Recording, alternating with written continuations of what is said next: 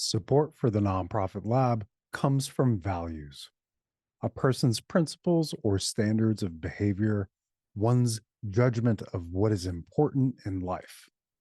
Values, let them ground, guide, and grow yourself into the change you wish to see in the world.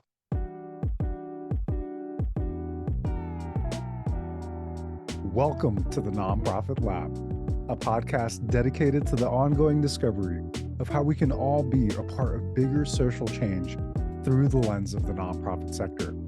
I'm your host, Puya Porak. I'm an industrial engineer, human-centered designer, and CEO of MatchNice, a social impact tech startup with a mission to connect the nonprofit ecosystem and maximize social impact.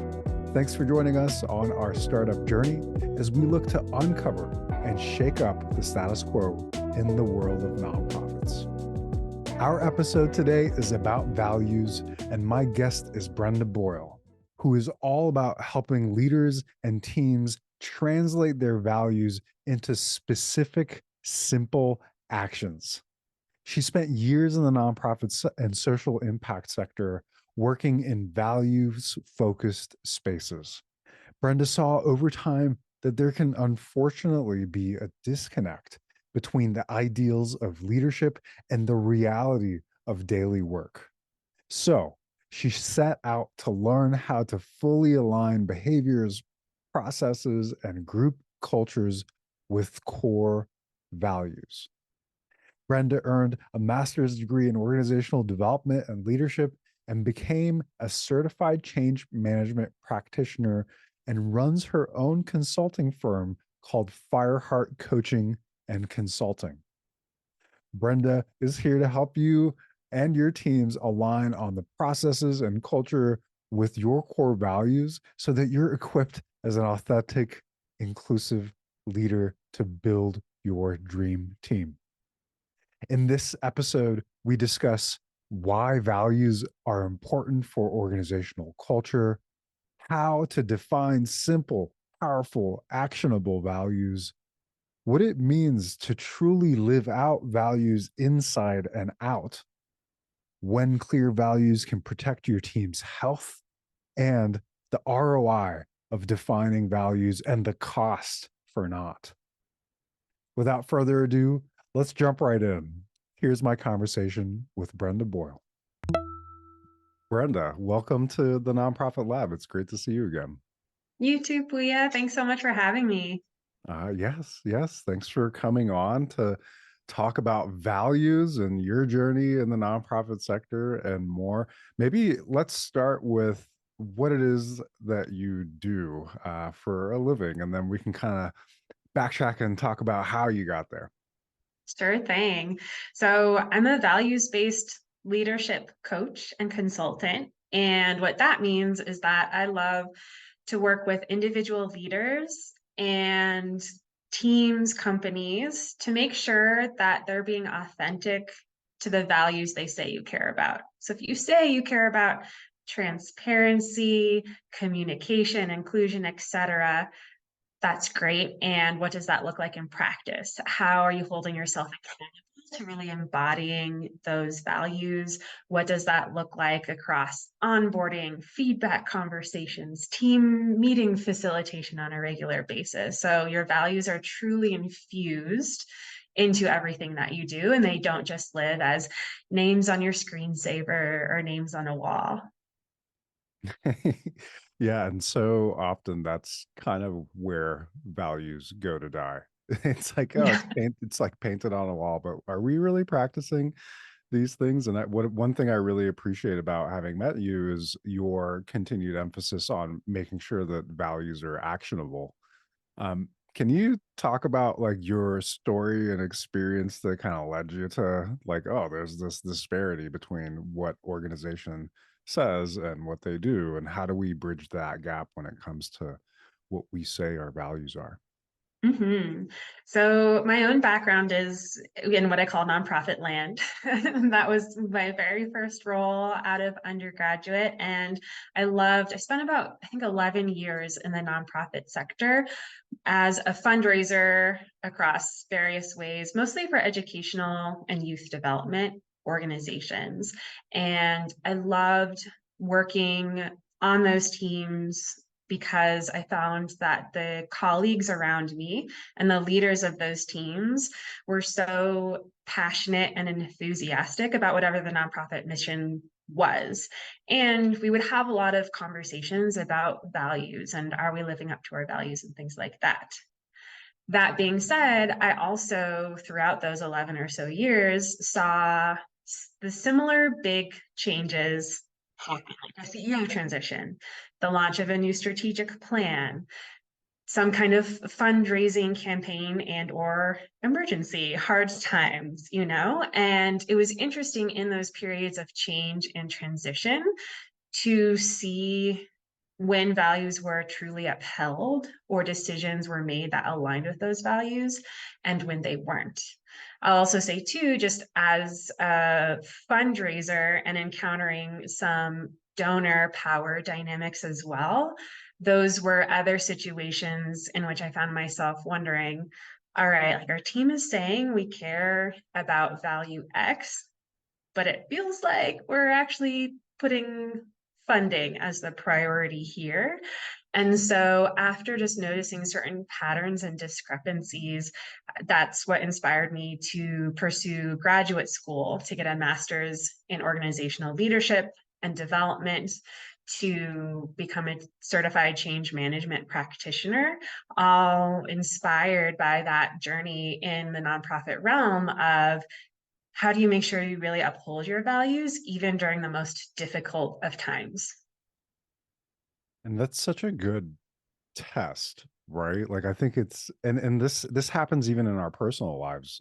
It's really easy to say, "Oh, I'm living by my values," but it's when life punches you in the face that you're like, "Oh gosh, how are we? How does this affect my character? Is my compass still straight, and can I still make decisions based on that?" And I'm curious if you'd be willing to go a little further into like how the turbulence within the organization that you were at actually made some of those values a little shaky, and what you noticed, and like what was that moment for you that you said, okay, you know what, like I think there's a problem and I want to be part of the solution, and I'm going to commit my career to this, which is what you're doing. Definitely. And I appreciate that question. And I would respond sort of two with 2 points. One being that during times of change, particularly with a new program model or a new strategic plan, seeing that change cause a lot of confusion and anxieties amongst teams, and feeling like the right hand wasn't talking to the left in the organization. And from my position going, what if we all just we're in the same meeting together? Not that I'm a huge advocate for meetings, but how, there's no formal channel through which I, as a fundraiser, really connect with program leadership, but how can I accurately represent and advocate for our programs to raise funding if I have no idea what's happening on the programmatic side with these changes?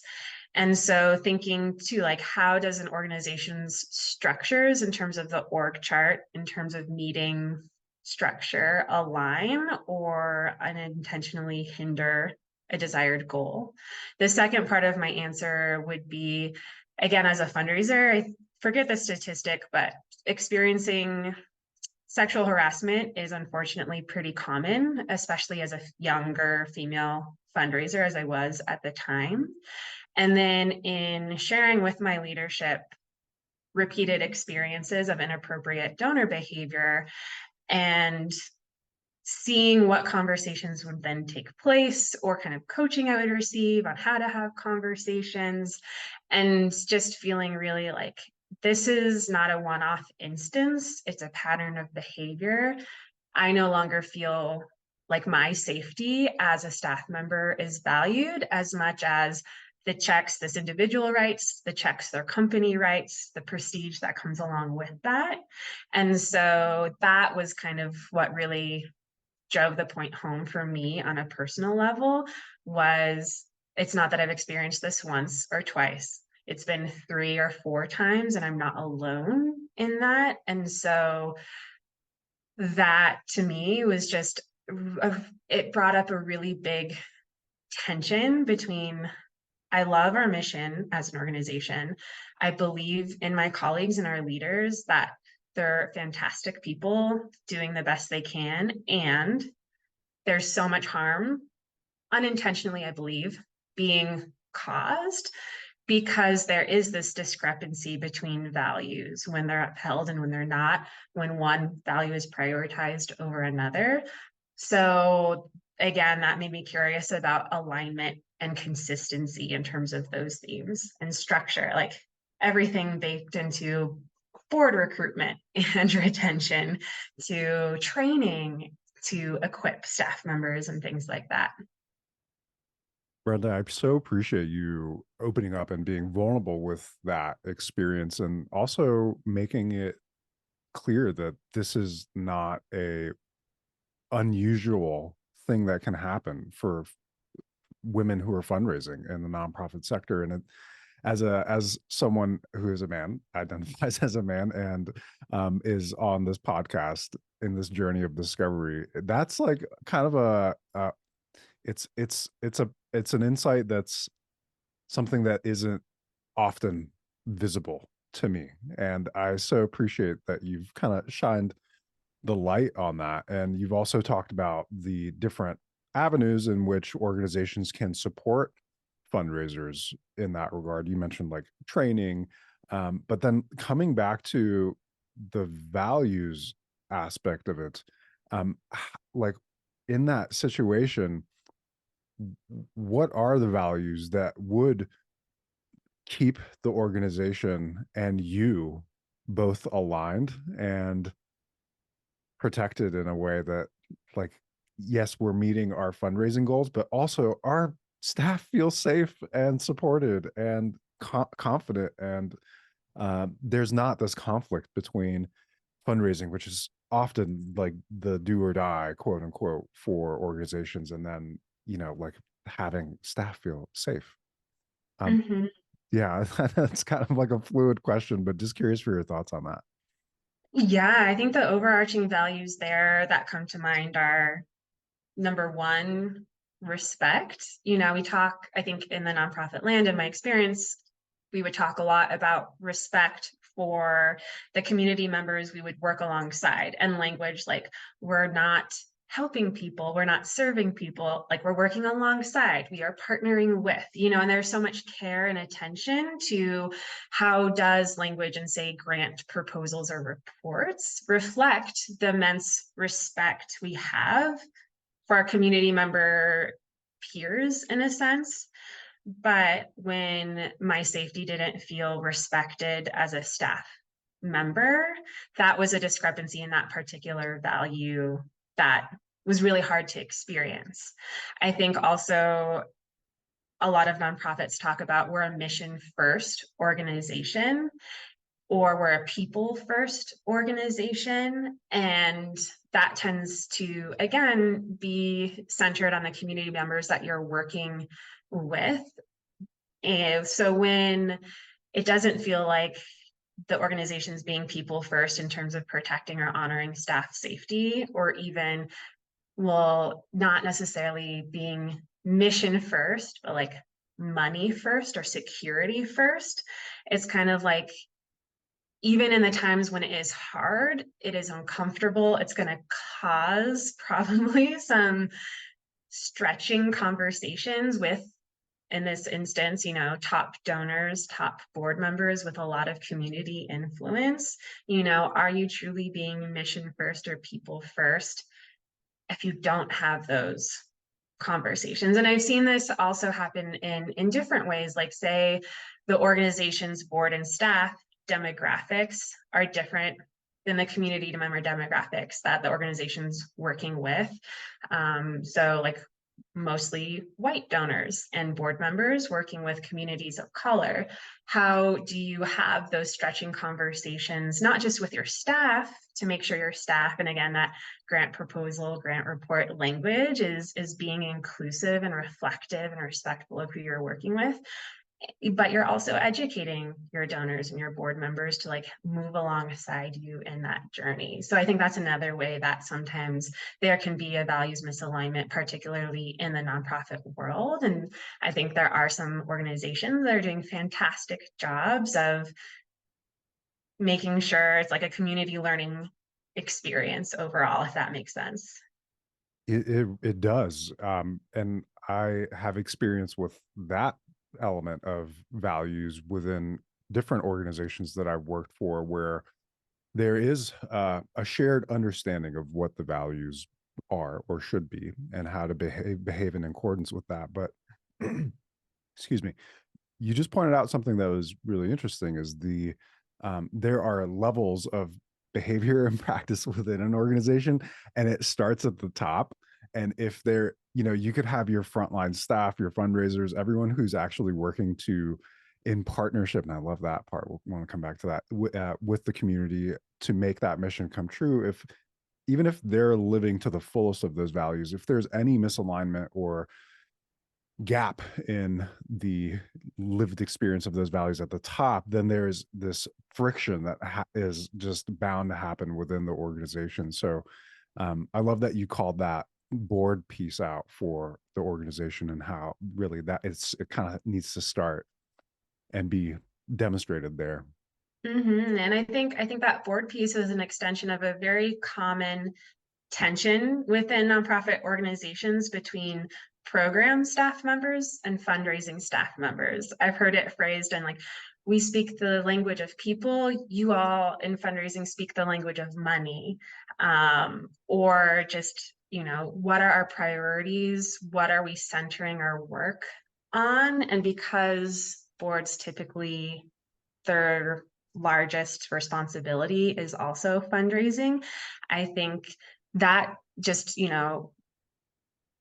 that piece around money versus community impact. And I know there are so many conversations about like decolonizing philanthropy and the power dynamics inherent in grant making or fundraising. And so that's another, I'm just naming other very common dynamics that I saw in the multiple nonprofit organizations that I worked for throughout my early career, that I think also speak to values alignment and consistency, and how important it is for leadership, staff leadership and board leadership, to really help facilitate that alignment and consistency and focus on values. Yeah, and Brenda, maybe you can help me better understand that, uh, the misalignment that can happen between fundraising and programming, because I'm currently a board member on a much smaller size nonprofit, still making incredible impact in the St. Louis city area. Shout out to City League and Allison Cousins on that. But as a small organization, oftentimes the people who are leading the programming are also the same people who are leading fundraising. So, the opportunity to kind of miscommunicate, or gaps to exist, is much, much smaller.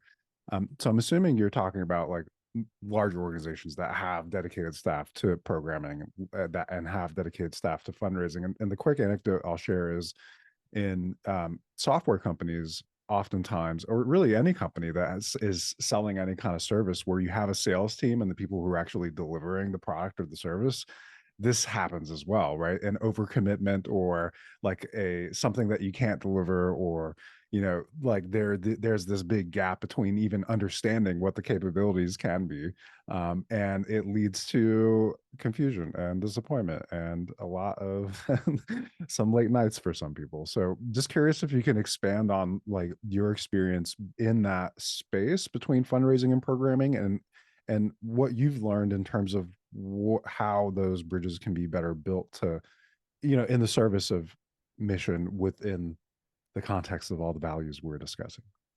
Definitely. I think a concrete example that I would see was when I was more focused on corporate fundraising. I've done everything from the individual high net worth to annual giving to foundation to corporate fundraising. And it makes sense when a company says, hey, we want to give your nonprofit some funds and we want to help connect our employees to their community. So, what volunteer opportunities might you have? Nonprofits are typically very resource constrained, both in terms of like staff and time. And so sometimes it would be, we'll write you this check, but we want you to create an all-day volunteer experience for 100 of our employees, and realizing that the sort of burden, honestly, that places on programmatic staff. And so sometimes I would feel very much as a fundraiser caught in the middle, or sort of translating priorities between, this is what I need to advocate for on behalf of my program colleagues and on behalf of the community members that we're working with. This is what I need to translate on behalf of the funder, like why they're asking for this, and like the benefits of having employees living and working in the community to also feel connected to these issues and fellow community members. And I think there it's really helpful to peel back the layers. Like, we want a fundraising, or excuse me, we want a volunteer experience. We don't have time to babysit volunteers. We're working with our community members. Those two different perspectives present in this example, to be, what could a shared value be? We want to feel connected with our community. We want to promote understanding, maybe. We want to advocate for some of the causes that we care about. How can we do that? By connecting certain employees. Is there a different way we could do that? Funder, like, I also need you to understand that when you're making these requests, this is the impact on the team, or sort of, these are, if they're going to do this, we're not able to do this. And so if we truly value our program and like the services providing, instead of shutting that down for a day so we can't connect with community members, is there a different way in which we could connect your employees to the issues here too? And so I think going away from the specific action or deliverable requested to, why is this being asked for? Why is maybe one group having the reaction that they are? Like, what's the underlying value there? And then is there a way we can be like, okay, we all care about, again, connecting with our community, advocating for our community, or raising awareness of these issues. Cool. Now that we're operating from that place of agreement, what's the best way, instead of sort of butting heads at that more superficial level? Does that Mm. make sense? Yeah, it does. I haven't been in that seat to have those direct conversations in the nonprofit space, but it does bring me back to kind of the business example of sales and a client, and maybe the client wants something that's outside the scope of what is offered. And instead of saying, yeah, let's sign the contract, we'll figure it out later, it's, hey, that's a great idea. Let's have a conversation. Let me pull in my engineer to check like the feasibility of this, and bringing in that outside voice or the subject matter expert, and understanding the need, the use cases you're saying. So there's so many comparisons here to the business side, but I appreciate you bringing it to life in the world of creating impact, and through the lens of nonprofits. That's really helpful. Brenda, thinking about then your work, and there's clearly there, values can serve as this underlying foundation to all of the decisions that are made, the communication within an organization, the alignment around fundraising and programming, how we deal with communities. It really seems so important. And I'm curious to hear from you. You kind of tied back to this earlier around organizations saying they're mission first or people first, and that intuitively feels right.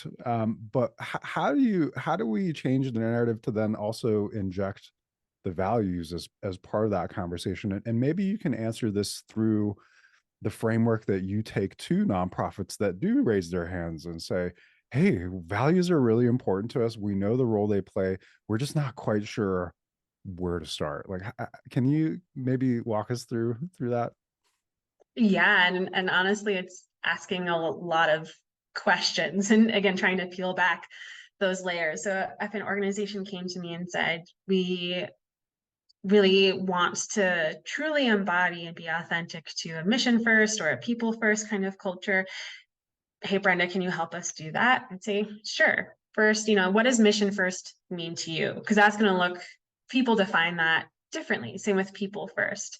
Okay, that looks like we want to make sure all of our staff feel respected.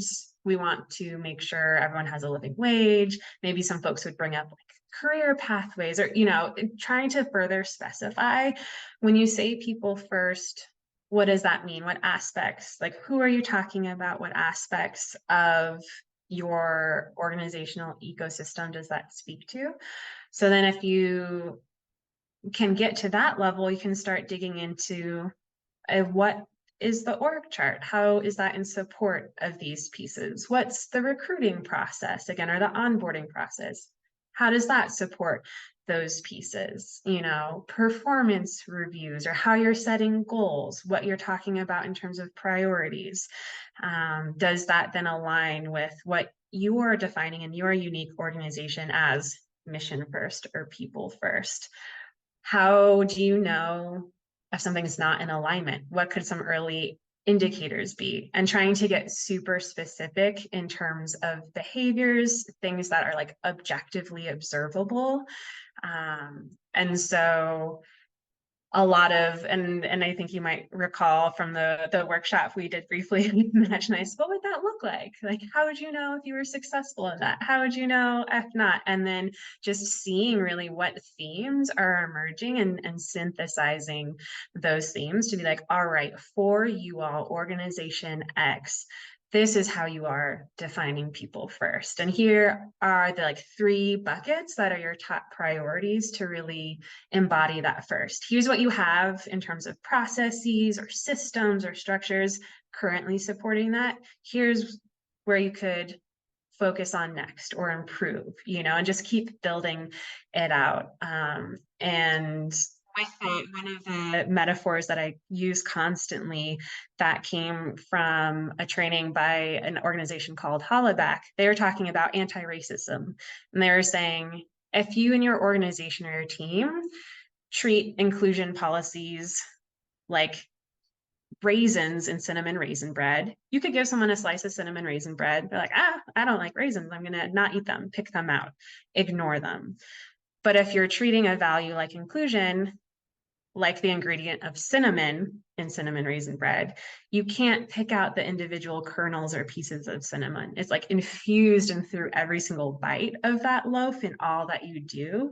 And so I feel like in every workshop I do, I share that example. And like, we're going to talk about cinnamon, as silly as that sounds. Like, how can we make this people first value? Like this cinnamon in the loaf of bread that is your organization. Again, it's silly, but I think people understand that metaphor so well. Yeah, and in the workshop that we did together for Match Nice, you did a great job with asking those questions. And one of the things that stuck with me as we were defining our own values, transparency being one of them, you asked us to think about, okay, you just shared how what that means to you and for your customers, but like what about the community, and what about your partners, and what about all of the stakeholders that your organization interacts with? And I think that lens is something that I hadn't like fully, it wasn't a natural part of the initial exercise for us, right? Like you think values, you're like, this is an inside out type of activity within the borders of our organization. But can you talk about how you define help organizations define values based on the entire ecosystem of stakeholders? Definitely. And I think it starts with first defining that ecosystem of stakeholders. Like, who are the important people that contribute to your work, that are involved in your work? Let's map that out. So it's not just inside the walls of the office or inside the container of the Zoom meetings that usually happen if you're a virtual team.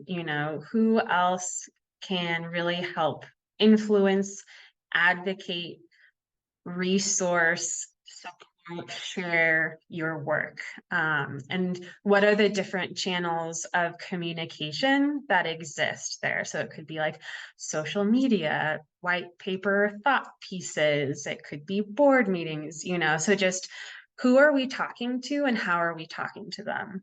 I think is the first step to define.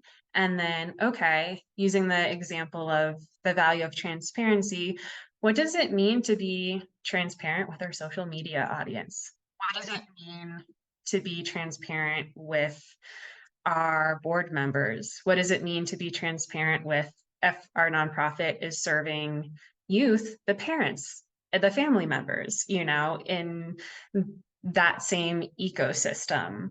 How can things not just be pushed out like value wise from one direction, us imposing our will on all of these different stakeholders? But what could that look like if that was bilateral, multilateral, like we created in this ecosystem of stakeholders, transparency flowing not just from us out, but all throughout that ecosystem. And so it can be an interesting thought exercise because it definitely starts off in that nebulous, ambiguous area, but just thinking through, okay, what might that look like? What might that feel like? Then getting more granular and specific. How do we make that happen? If we say we want to receive information from our social media audience about what activities we can fund in their community or something like that, if we're a grant making organization, okay, like how are we inviting that currently? How are we asking? Like, what structure do we want to put around that? How then, once we get that information, what do we do with it? And so you can see it very quickly goes into that process land, but starting with that big picture of, again, who's in our ecosystem? How are we talking to them? What do we want to be present in those communications?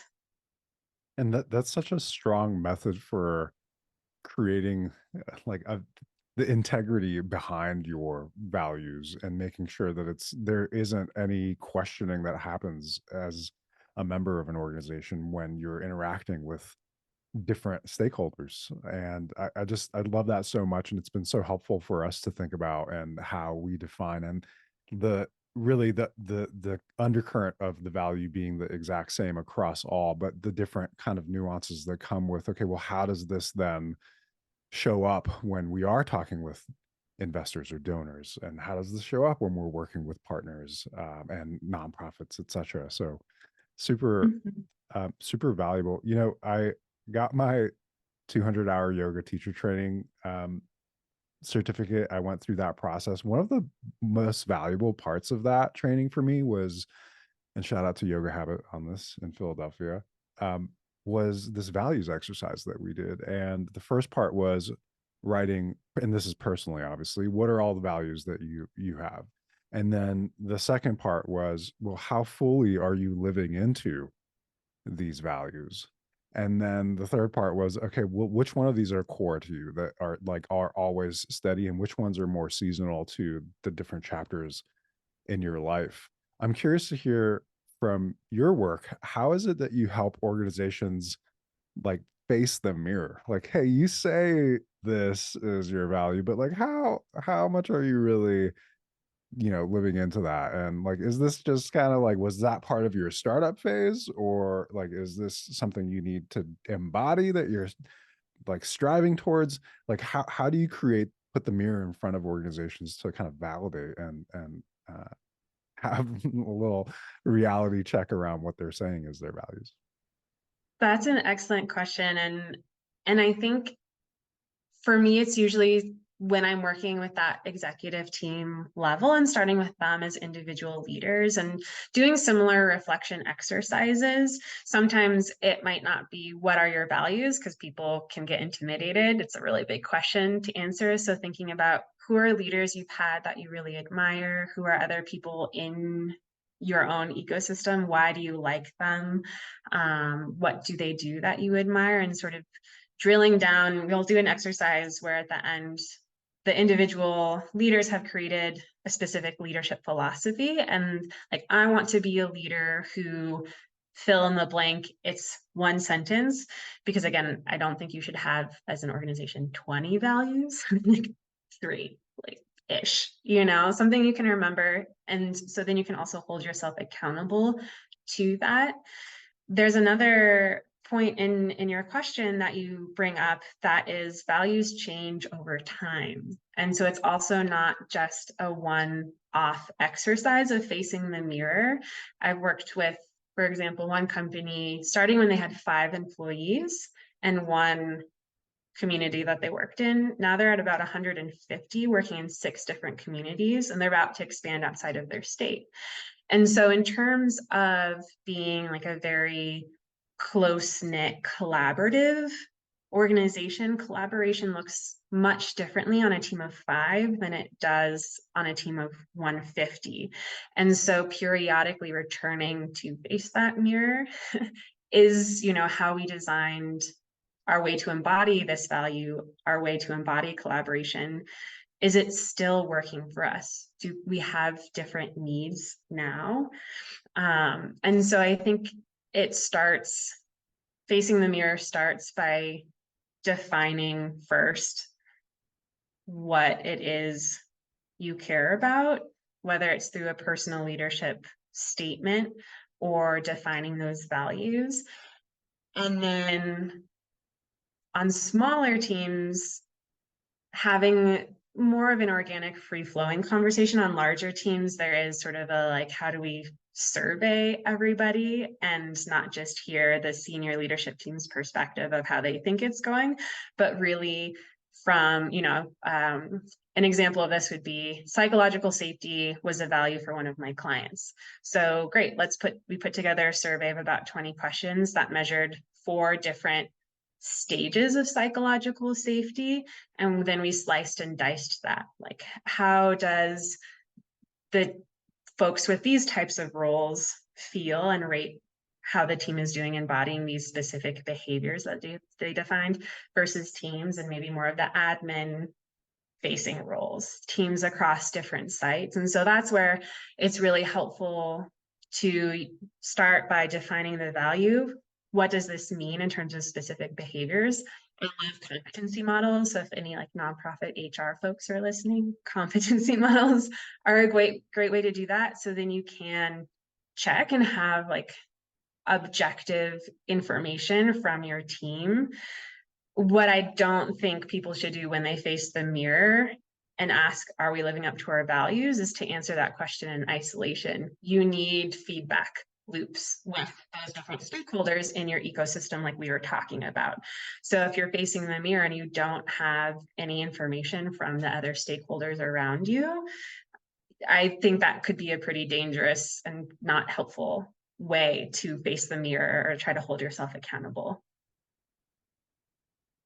Love the metrics and measurement that you brought into answering that question, and also the uh, different ways that organizations can engage everyone to be part of the exercise and the process of not only defining values, but also putting up that mirror and saying how fully are we living, or how does this relate to me, and how do I feel about all of that.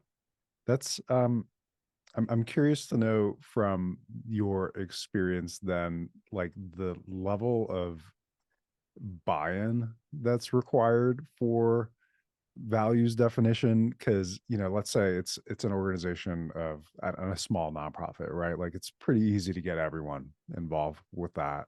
But then you've got a 100 plus people in an organization. Like how do you involve everyone in that definition and not have it drag out to be like a 3 month like process, because there's so many different voices involved. But and I ask that from the place of knowing that involving teams, involving people, especially those who are actually doing the work on the ground, as part of anything in an organization, whether it's values definition or implementing a new program or policy, is so important for the adoption and the buy-in of whatever you're doing. So I'm curious how you've navigated, and what advice you might have for nonprofits who are maybe in the midst of redefining or defining values, and like want to like make sure that their teams are all feeling involved. And I so appreciate you bringing up the concept of buy-in. I think the ideal situation is it's a group of like 25 or less, if you can just facilitate that one conversation with everybody there present. When that isn't possible, then I think about how an organization can set up multiple channels to receive input, whether it's like an anonymous Google form, super open-ended. Is it, hey, we're just going to have, office hours open during these particular dates. Come share what you have. Everybody already has to meet for an existing all hands meeting. How can we take a chunk of that time to facilitate some like small group discussions, or, just in as many different forms and as many different channels as possible to receive input. And then if we are sort of having a few key staff members as representatives, is every single demographic as close to that as possible of our team represented?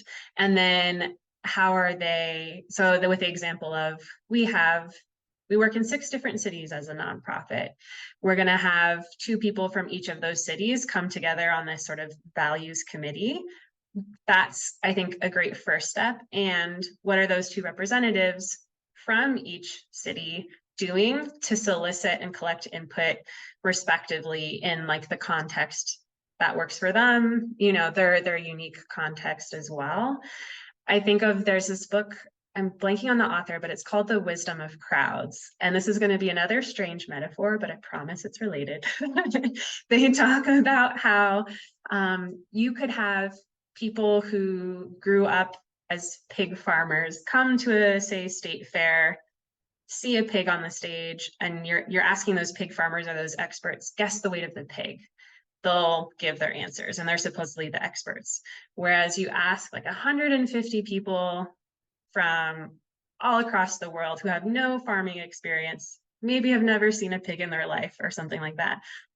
What do you think this pig weighs? And then you average and aggregate their answers. The responses from the larger group of non-experts is usually closer to the correct answer, the accurate answer, than the answers from the supposed experts. And so I think about that too as a framework a lot. It can be dangerous to rely on 1 or 2 quote unquote expert voices. And if we only rely on 1 or 2 expert voices, that's going to really be a challenge when it comes to this buy-in. Are we moving in the right direction? Is this reflective?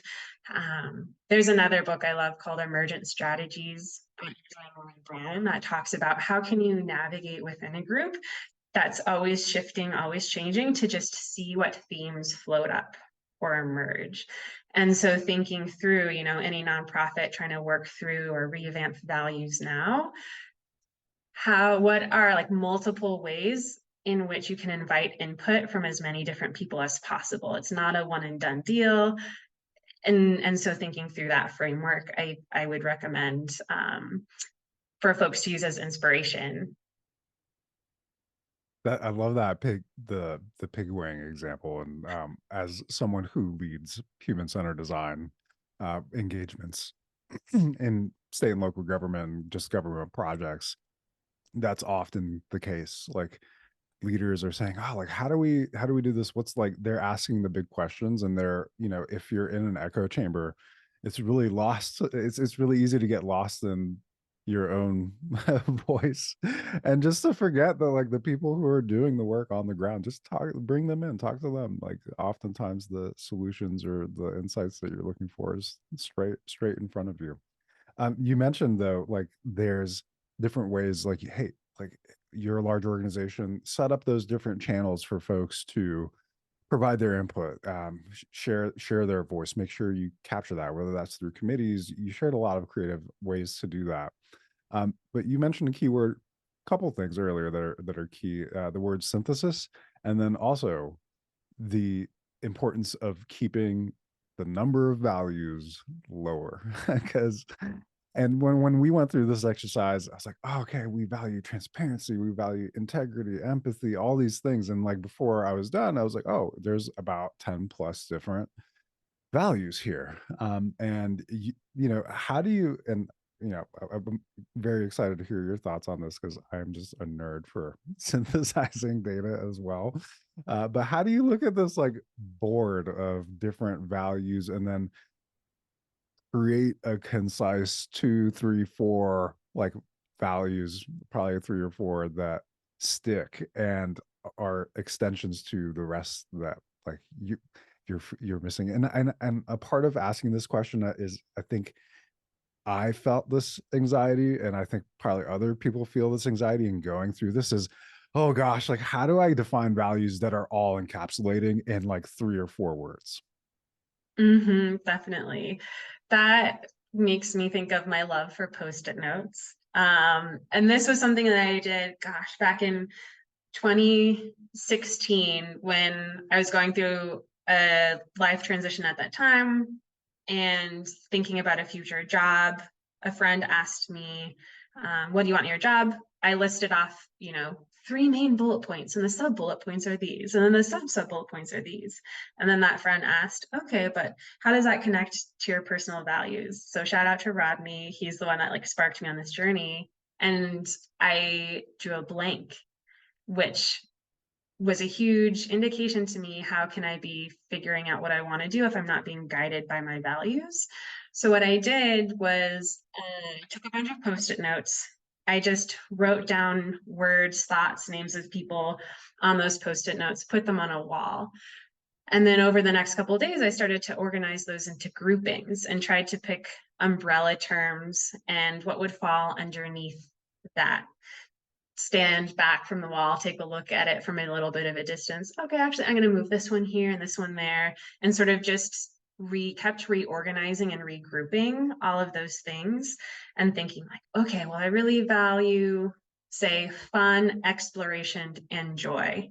For me, I would choose joy as an umbrella value because I get joy from exploration. I get joy and I can provide joy to others through facilitating fun. So I'm going to choose exploration as that like umbrella term.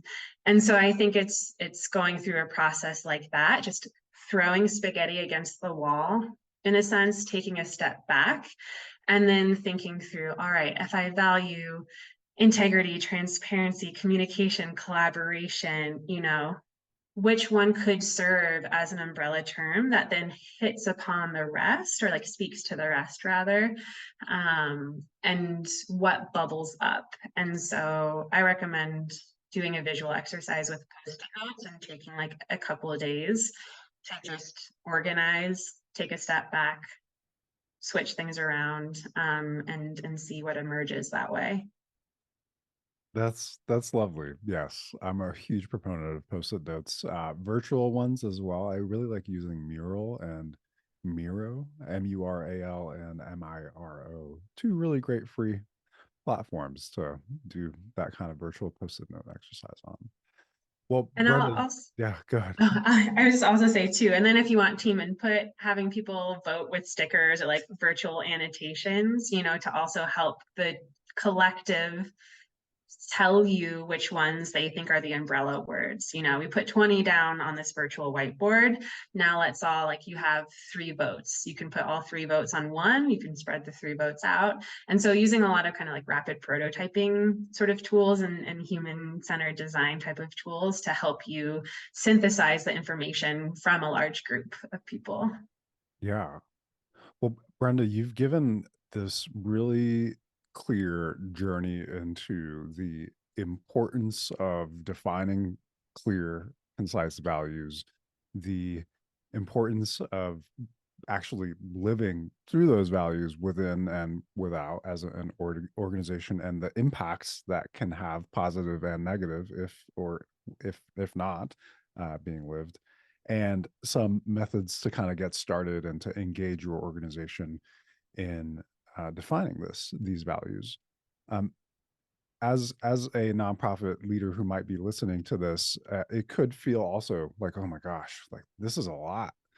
This is like, I don't know. I don't know if I have the time to do this, or I don't know if I have the budget to do this. How do you address that concern from that I'm sure you've heard from organizations where you're um, kind of elevating the importance of this type of work? I'll flip the question and ask, what's the cost of not focusing on this work? What would the impact or the cost more specifically be of not having defined values, not confirming everybody is understanding and defining the values in the same way? What's the cost of only having our values live on our careers page on the website, but not being practiced? What's the cost of not helping new team members onboard and understand what that means? What's the cost of not connecting these to performance reviews and things like that? And I don't know who said the phrase originally, go slow to go fast, but I also think that it's like, yes, it does take time, effort, and resources to do all of this work. But once you have that foundation set, you can just let the team go and think about the ease of collaboration, the reduced misunderstandings that are happening, et cetera. And so I think my response would be, one, what's the cost of not doing this values-based work with the team? And two, we want to go slow to go fast. Love that. No need for me to add anything to that because that was just so on point. Brenda, just a couple more questions for you, both of which I ask on pretty much every episode. What's one status quo in the nonprofit sector that you'd like to see changed?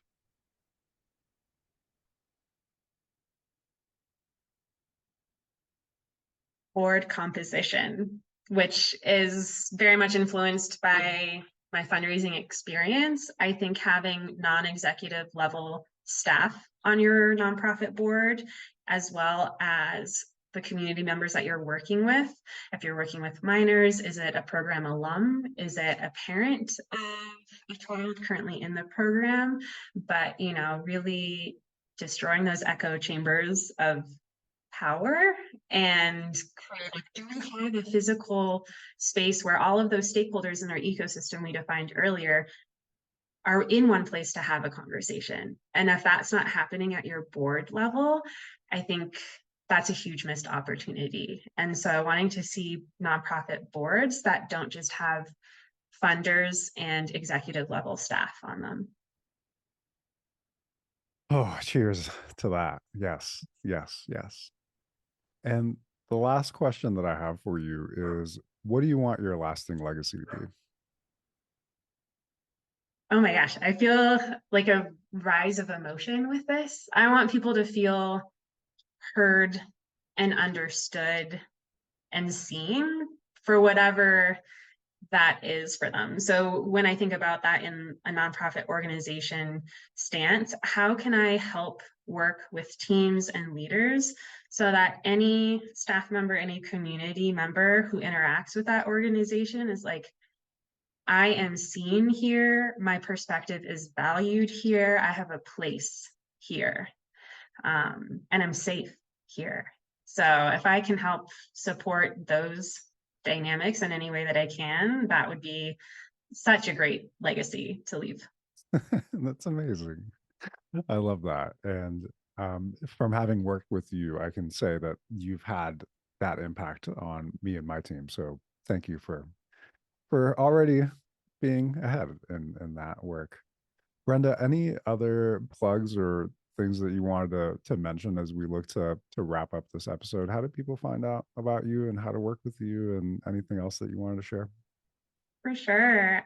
So my website is fireheartcoaching.com. You can also find me on LinkedIn to search for Brenda Boyle. You'll see me based in Denver, Colorado, as the Values and Culture Lady. A couple resources that I'll also give a shout out to that I absolutely love. Two organizations that I think do a great job of translating values behavior into specific action. Number one is Life Labs Learning. They have great free webinars and workshops blog posts, things like that. The other is August Public. They recently shared information about the importance of having a defined decision-making method and process for your organization and talking through the different options of that. So Life Labs, plural, Learning, and August Public are two organizations that I recommend nonprofit leaders follow. And my ultimate book recommendation, which is behind me, is called The Leadership Challenge by Coos and Posner. The Leadership Challenge, if you search for that, you'll find it. It's a 10-step framework that I think is terrific for folks who care about values-based leadership, because it starts with you knowing your values and modeling the way. And so are you not just talking the talk? Are you actually walking the walk? And let's start our leadership approach from there. Brenda Boyle, thank you so much for walking the walk and talking the talk on your side. It's been a great privilege to have you on the Nonprofit Lab, and I'm so excited to keep up with all the amazing work that you're doing. And thank you for sharing your time and your insights with me and our audience. Thank you so much, Pui. It's a pleasure to know you and Match Nice, and hello to everybody out there. And thank you again for this great conversation. Truly enjoyed it. Cheers. Talk to you later. I want to take a moment to sincerely thank Brenda for joining us on our show today, for her courage in sharing her personal experiences and motivations, her inspiration, her why, and helping organizations to define and live through their values, and for enlightening us on all the ins and outs, the whys, what's, whens, wheres, and hows of values definition and living through them. You can find Brenda's website at fireheartcoaching.com, which we will link into the episode description for your ease of access. And as always, let's end with a quote, this one from Mahatma Gandhi, who said, "Keep your thoughts positive, because your thoughts become your words. Keep your words positive, because your words become your behavior. Keep your behavior positive, because your behavior become your habits. Keep your habits positive, because your habits become your values. Keep your values positive, because your values become your destiny." Thank you for listening. If you enjoyed this and other episodes of the Nonprofit Lab, please consider taking a moment to follow, like, subscribe, rate, and share our podcast with other values-driven leaders in your network, wherever you may be listening. And with that, and as always, be well.